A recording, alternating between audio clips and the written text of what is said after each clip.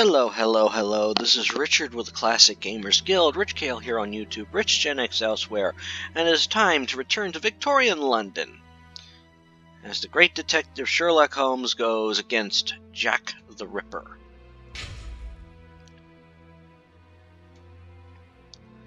Now, as we last left off, we were about to enter the brothel again after getting the artist's cane. Oh, and the artist is not around at the time. However, the madam is here, so let's go talk to her. Good evening, ma'am. Your door was open. Isn't that a little dangerous? Hello, Doctor. Don't worry, if the looks of anyone who enters doesn't please me, me and my pistol know how to convince them to leave.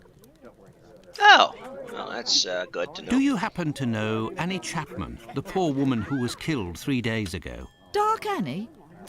Like all the drifters in the area, I've seen her once or twice. With respect to the dead, Annie really was the bottom of the barrel. Oh. What do you mean? Well, in our profession, the pretty young ones go out when night has barely fallen and don't have a problem finding takers.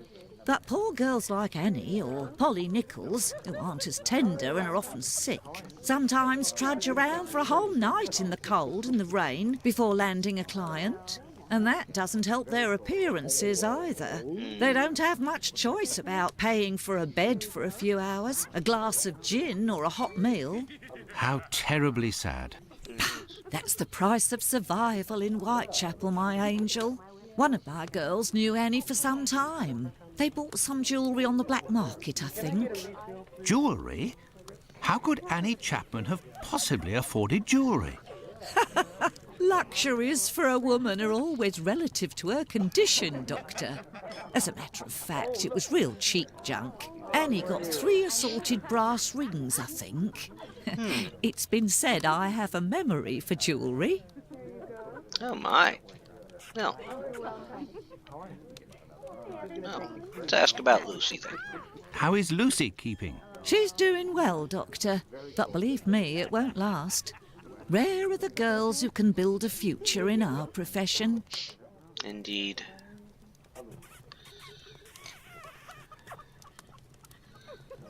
Okay. Very well, I shall let you get back to work, ma. See you soon, my love. Actually, we gotta see. Where's the inventory? Ah, there we go. Let's go back to the game. You're still there, Doctor? I found the cane that was stolen from your client. Here it is. Doctor, you are a real saint, I can see that. I'll finally be able to present my bill to this damned painter. If by chance you see him, tell him that a little surprise awaits him here. You told me you would give me some information on this Dr. Tumblety. Agreed.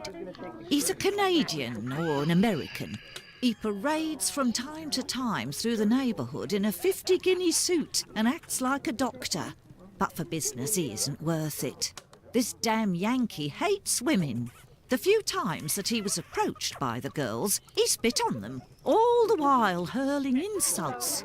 It would seem that he was hunting for the bad boys. He's looking for trouble, that animal. Does he frequent any pub in particular? Aye, the Wasp's Nest on Burner Street, I think. A seedy spot even by our standards. Very well, I shall let you get back to work, ma. See you soon, my love. Okay, so now we must find Francis Tumblety. And I was just looking up his name, and he was indeed a likely suspect for Jack the Ripper.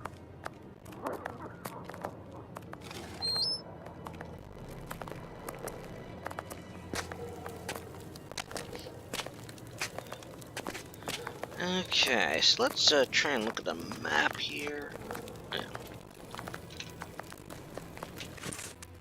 Okay, here's our map, and Ah, okay, I see where it's located here now. Cobbler shop, clinic. Okay.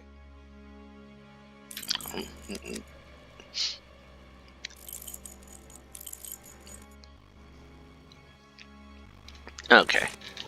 So we now know where we're going. We're going to the Wasp Hub, according to the directions we were given.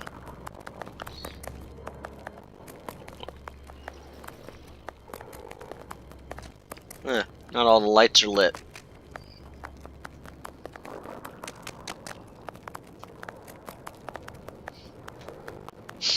No wonder why they didn't light all the lights.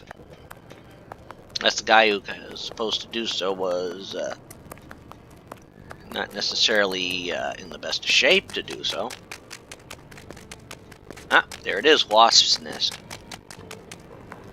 Okay. The Wasp's Nest. This pub looks even more disreputable than the Golden Lion in Baker Street. Yeah. Ah, there's our artist friend.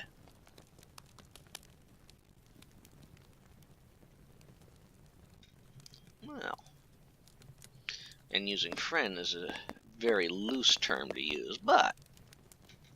Good evening, sir. Well, I know you. Why, we met at Miss Poolman's the other day. So you've come to slum it in Whitechapel, eh? Do you know Dr. Tumblety, a Canadian-American chap? Quite an extravagant dresser. Frequents this pub now and then. Are you intimate? No. What do you mean by that? Oh, nothing at all. I just wanted to prove my discretion concerning this man, insomuch and so far as I know him. You wouldn't like it if one day the tables were turned and everyone was talking about why you were in the borough. Isn't that so? As it happens, I saw Miss Pullman recently. She told me that she couldn't wait to see you again. She said something about a surprise that is waiting for you at her establishment. Why, that is some of the best news I've heard, my friend. As thanks, I would like to let you in on a secret. The man that you were talking about, and whom I happen to know by sight, passed by and went through that little door that you see over there. Another man let him in. They weren't together for more than a few minutes, to be sure, eh?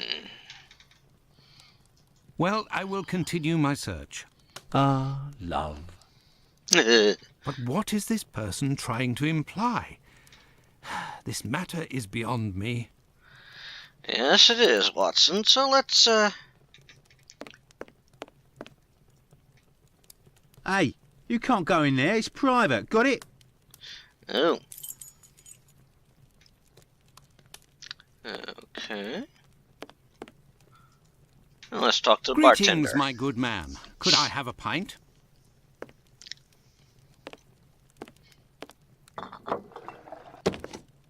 Here, Gov. I've been told that Dr. Tumblety might be found around here. Is that so?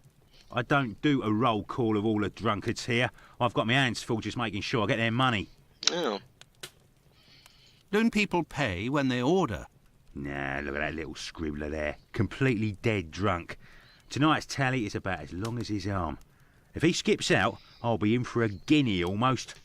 Oh, boy. I've been told that Dr. Tumblety might be found around here. Is that so? I don't do a roll call of all the drunkards here. I've got my hands full just making sure I get their money. Okay. What's behind that locked door over there? Can I go in? Not likely. And let me be unless you're wanting a drink. Got it? Okay. Goodbye, my friend. Oi, that's it. So who's this gentleman? Good evening, sir. It'll be the coup of my career, Governor said. Ha! You'll make loads of doss of the paper, he said. You're a journalist? That's so. Tom Bulling at your service. The Whitechapel ferret, the wizard with the scoop. You don't appear to be in a state to write anything, my friend. You're mistaken. Whiskey passes through the blood and turns into ink. Simple. You see, mugs and inkwells are all the same. Don't you think you should settle your tab and go home? My red ink? Where's my red ink? I won't even pay half a halfpenny if they don't return my red ink. It's my blood you hear. Oh, boy. Very well, I'll be on my way. Hick. So he wants his red ink back. Hey, what's that? Well, you know. This is the sink where the barmaid puts the glasses to soak. Look, red ink. What's that doing here? The bottle is closed. There must still be some ink inside, and it looks like a glass. The barmaid must have put ink into the sink by mistake. Well, Right. Do I get in your way? Me? If you'll excuse me, sir. Okay. So let's get that red ink to him. There we go.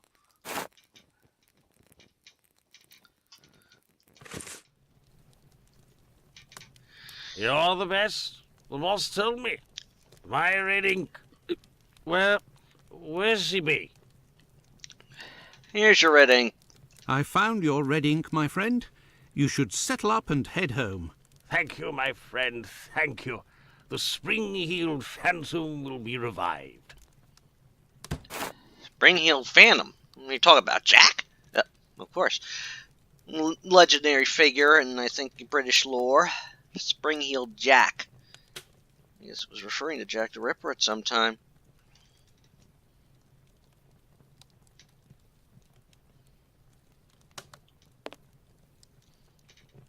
Gov?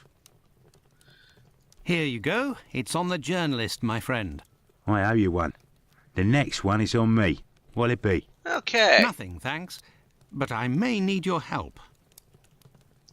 Listen, my friend. I would like you to let me in the door over there. You're a bobby. A peeler? Absolutely not, my friend. I am a doctor. Fine. I owe you this at least. There's a bloke behind that door there. No pity Bluto. Let's just say he wants to lay low for a moment. So I don't think he'll be opening the door just now. Unless... Tell him you have word from Squibby. They'll open the door. But who can say what'll happen when the door closes? Goodbye, my friend. Oi! Oi. That's it! Oh, boy. Let's try Let that. me in. I have news from Squibby.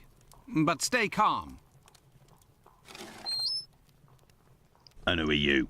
Where's Squibby? He's out. To be honest, I don't actually know this Squibby chap. I was actually wondering if you knew Dr. Tumblety, a Canadian or American fellow. He came in... Sure we know him. Excellent. Can you... You know about gas? I'm afraid not. I am a doctor. Then I ain't interested. You can be leaving now. But if I find out who snitched to the peelers, I'll find you. Got it? But I can pay you for... Keep your coins for the paupers, or one of the gas boys who ain't afraid of nothing and knows how to hold his tongue.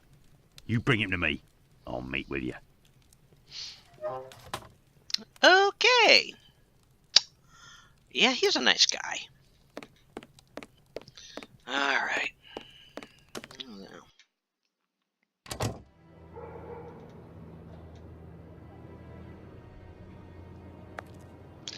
Well, I think I'll head to the police station. See what they have on our time of death. Or on our... Not time of death, but the... well, time of death of Miss Chapman. She's the recent victim.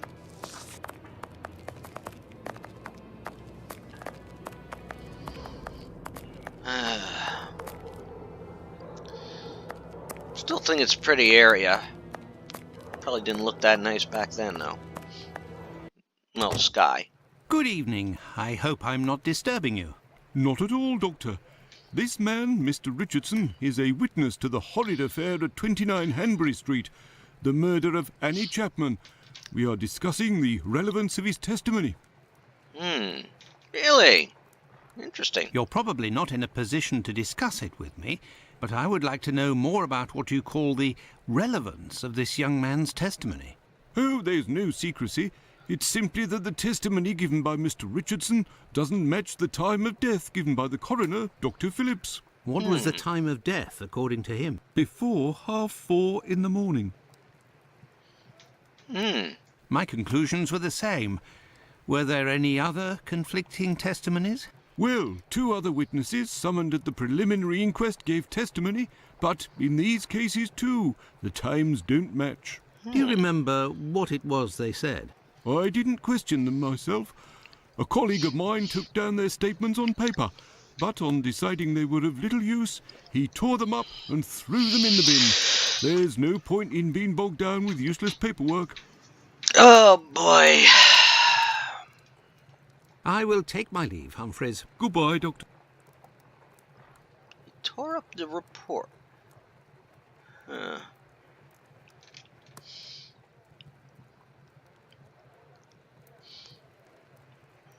See here. Oh, good Lord. Here are the ripped statements. I can piece them together again. Yeah. Let's see.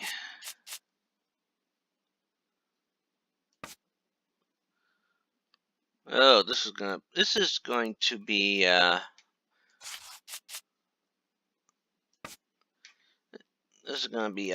tricky thing to do.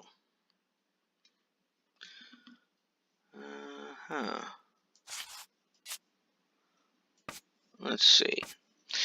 You know, these puzzles are always tricky because you have to have them lined up just right. Because if you don't line them up just right, does that fit in there?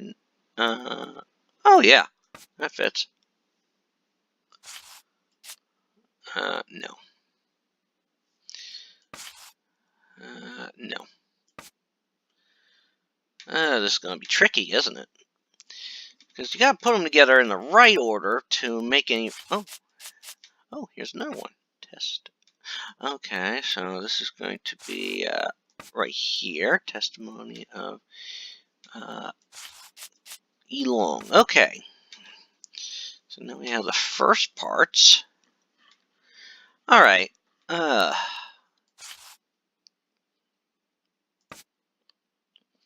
that go there or does it go somewhere else? Hard to say. Hard to say. Okay. Okay. So one of these is gonna. I think it's gonna be like that. Boom. Yeah, that makes sense here. And okay.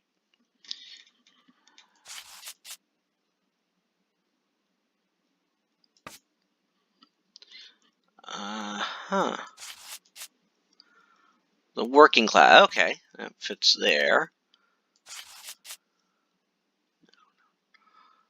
Oh, that goes here. Okay. Well, we're getting there, aren't we? Ah, there we go. It was approximately 5:32 a.m. Let's see. Witnesses reside 76. On the morning of the murder, the witness got up at 5:15 a.m. and went into the yard where the latrine was. It was at 5:20 a.m. Going back into the house, the witness heard voices coming from from behind the fence, coming from number 29. The only word that he understood was no. He went into the building again, but returned to the yard approximately 4 minutes later, whereupon he heard a noise as if something fell against the fence. He then departed for work. When he passed in front of the Spitalfields Church, it was approximately 5:32 a.m.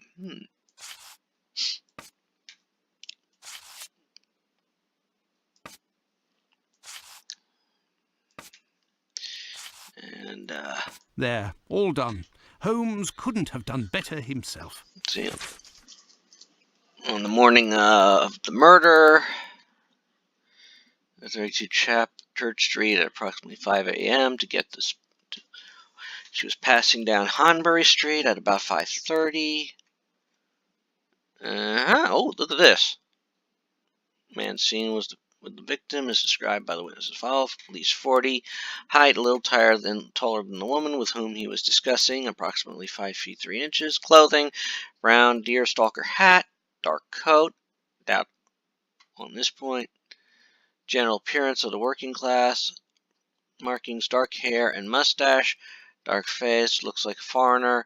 Witness only saw the man from behind and wouldn't be able to recognize or identify him. The term foreigner is often associated with a person of Jewish origin. Interesting.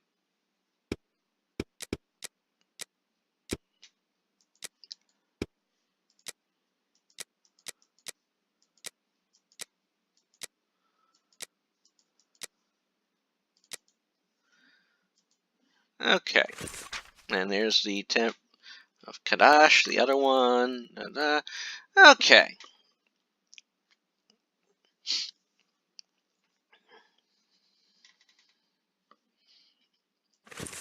Okay. Well, that gives us some information, but it's not. Oh, there's another one. April 1886. Alright, Plume, 5 Dartmouth, Benjamin. Benny the Scholar, 46.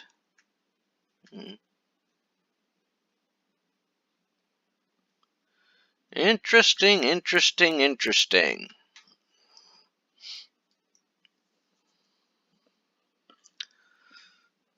Certain arrest. Okay. Alright. Now let's talk with this old report on arrests that took place a few years earlier. Well, let's talk with Mr. Richardson now. May I introduce myself? I'm Dr. Watson. I am... You wouldn't be the chap what writes the detective stories in that there paper? Well, yes, indeed, my stories have been published in the Strand. Yep. Oh, blimey, wanna tell me old mum? It would seem your testimony is the subject of some debate. Could you tell me what it was about? Let me tell you, I'm a bit befuddled about the times that I told them. But it can't be so. I knows what I sees and what I don't sees that morning. What did you see, or what didn't you see? And at what time, would you say? I'll tell you this for nothing. It's me old mum who lives at the house where the body was found out back in the garden. She has her shop at the bottom to the right of the stairs. Her door was broken down not too far back, 'cause it's a real zoo it is. Right, the morning it happened, I head that way to see if me old mum has finally had the place broken into. It was 4:45 when I got there. That I'll swear on me dear old mum's life. I had a look round to see if the cellar had been taken. No.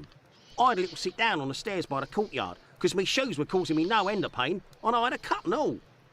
I didn't seize a single thing below the steps, Doctor, not one single thing. If there was some bird all covered in blood, 'tain't no how I could have missed that, even if it were night time. Right. 5 minutes after getting to number 29, I had to clip off. And now they tells me that either I can't tell time no more, or I was fixing me loafer next to a stiff that was still steaming. All right then. Evening, gents.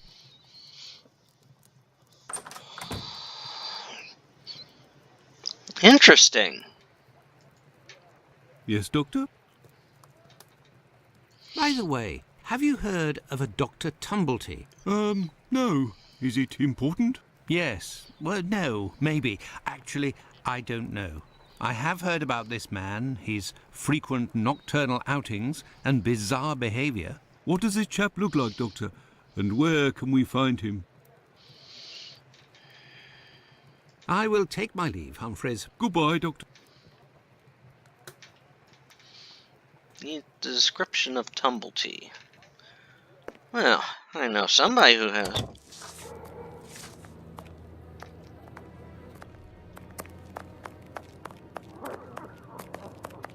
So let's head to Tumblety. Or Finley.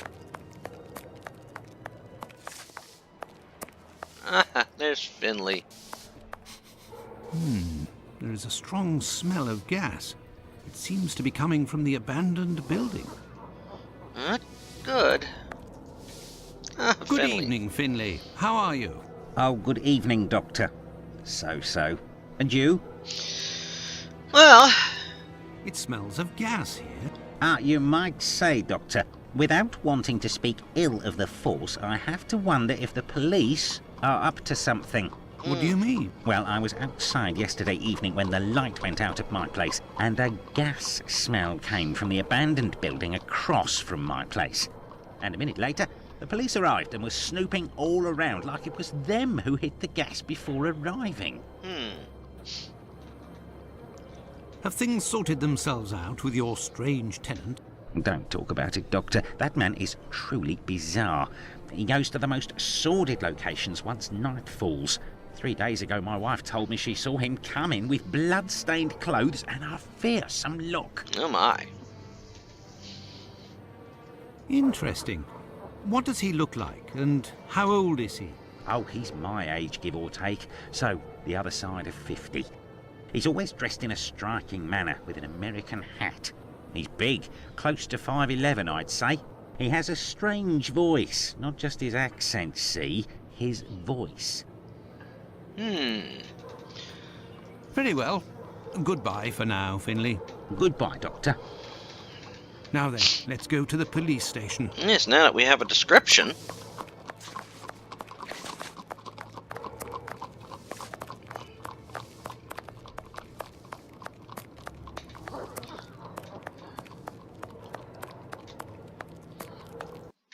Alrighty. Talk to Mr. Hufferfreeze. Yes, Doctor.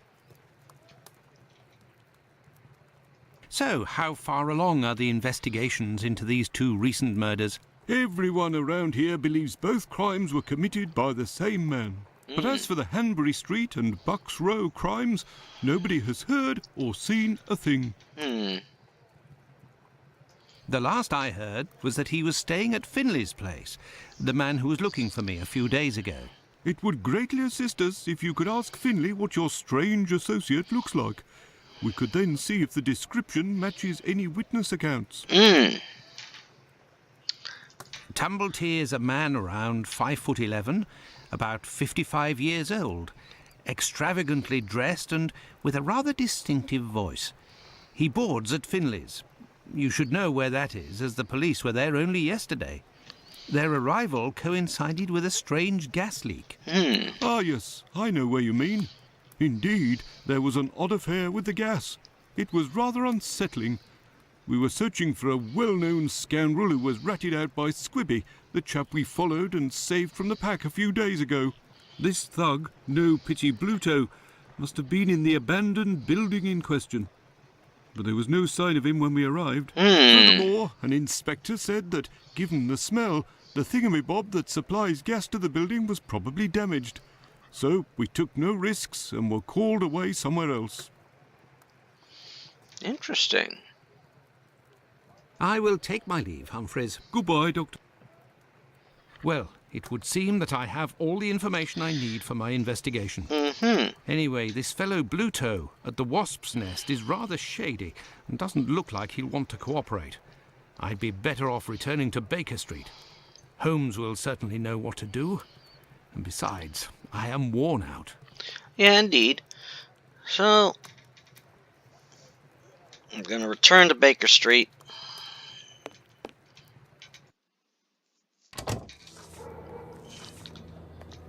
So let's get our map up.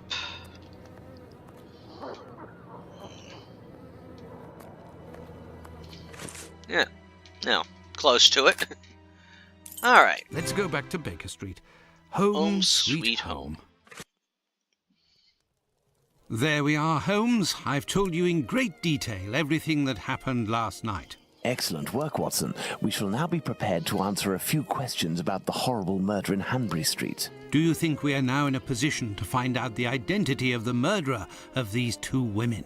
No, I don't think so. It's outside of our scope and not our responsibility. As much as you've done for Leather Apron and the affair with the pills, our mission is to help the police by ensuring that they don't get caught up following false leads and to point them in the right direction. Let us start from what we know with some certitude. As you have just said, it is almost certain that the same person killed the Bucks Row and Hanbury Street victims. The reason to assume as much are numerous, and I shan't elaborate here. What do these two victims have in common?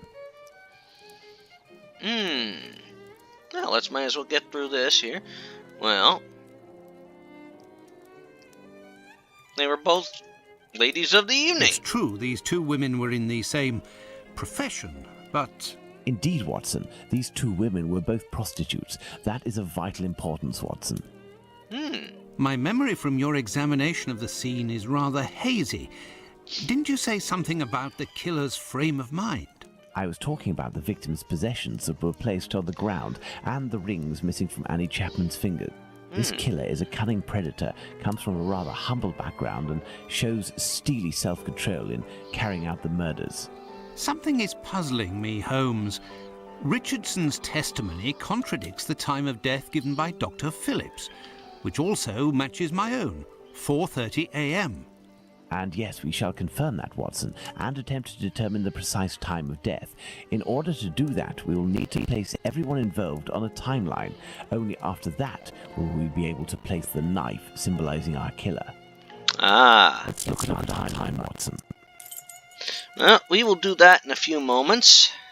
Actually, we'll do that in the next episode, as we save the game now. And if you have been enjoying this playthrough, I invite you to check out others that I have on my channel here. And again, this is Richard of the Classic Gamers Guild, Rich Kale here on YouTube, Rich Gen X, and other places. And if you wish to check out others, check out the channel. Please subscribe if you find these to your liking and find them very interesting. I have a few other old games that I can play, and we will get to in due time. So until then, take care, and have a good day.